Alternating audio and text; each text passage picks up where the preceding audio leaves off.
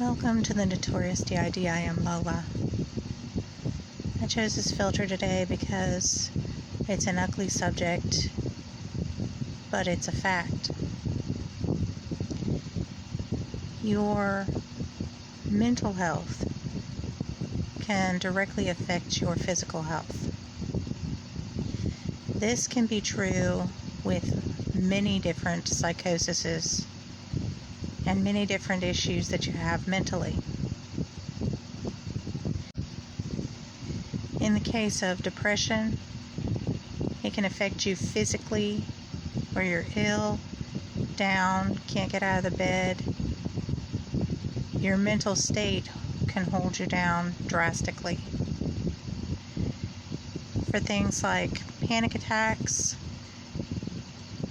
anxiety, your mental state can make you physically ill, make you appear and feel like you're having a heart attack because of the levels of anxiety that your body reaches. In other words, taking you down. Your mental state can create a form, like in us, of a seizure. It has some of the same attributes. It physically makes you ill. You can't breathe, your eyes roll up in your head, and you drop. You may mentally be conscious. It's almost like a bad thing, really, because your body is taking you down because your mind has said, enough, we're shutting down. And you're laying there in a state of being, fully hearing and understanding what's taking place. But you have no way of moving. You're in full paralysis. You develop facial paralysis at some times prior or after. In other words, part of your face scrunches up. You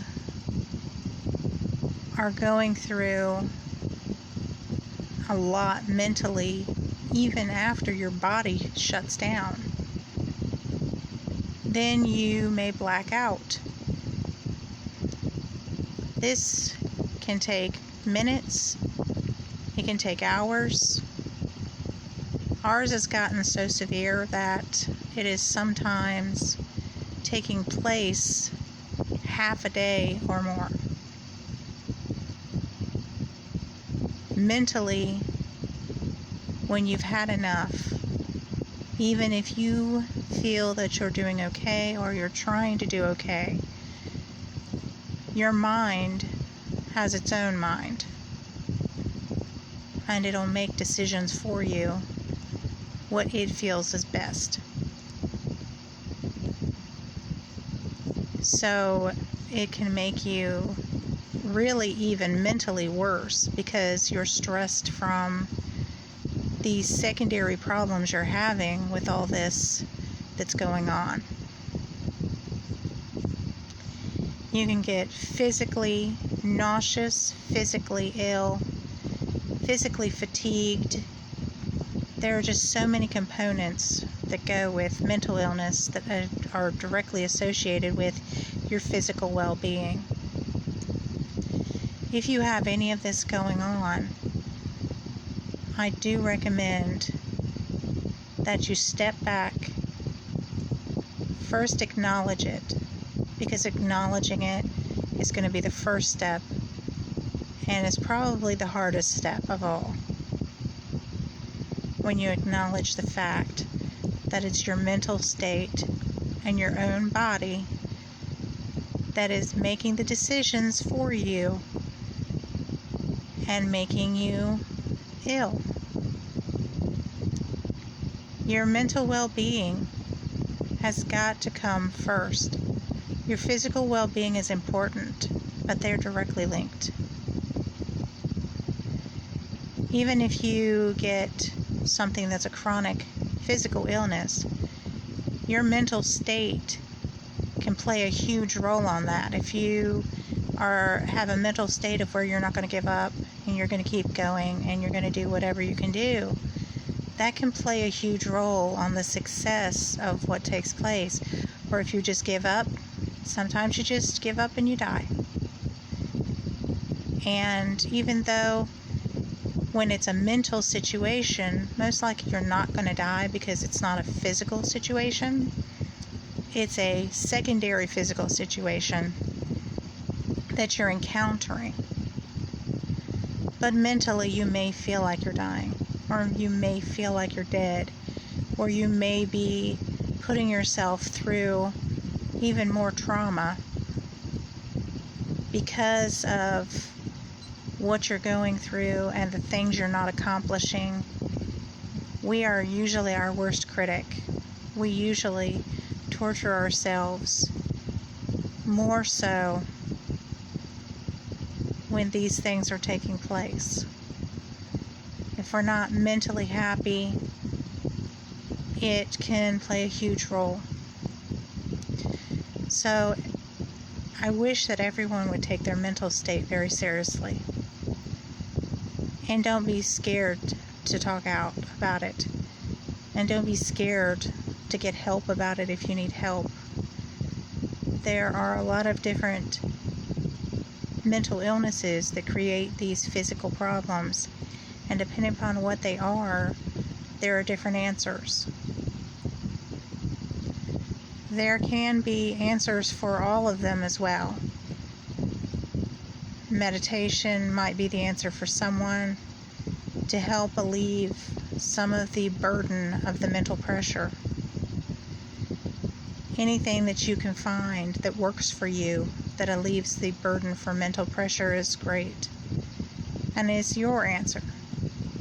Everybody's answer may not be the same. There are many spiritual answers that people seek and find that can alleviate the pressures.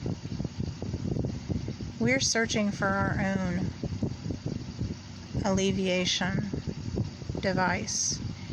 We haven't found that yet because we have just come to that first step of realization that we are punishing ourselves mentally, that we need to find a way to release the mental stress, the mental traumas of the past. We need to find a way to make the future a better, brighter place, and to feel that we deserve that. I value you. Our entire system values you. If we can reach one person that we can help, or one person that we can help to understand dissociative identity disorder or any form of mental illness, then we've done something in this world. We appreciate your friendship.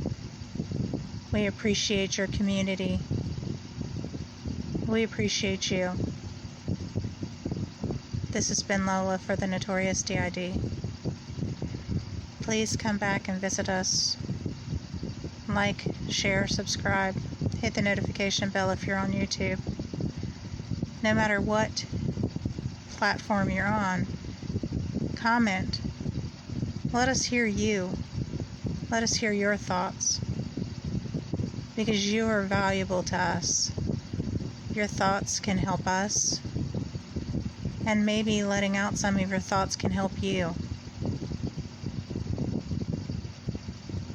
Everything may seem dark at times, but it only gets darker if you don't allow the light to be shed, and if you don't acknowledge what's wrong. Bye.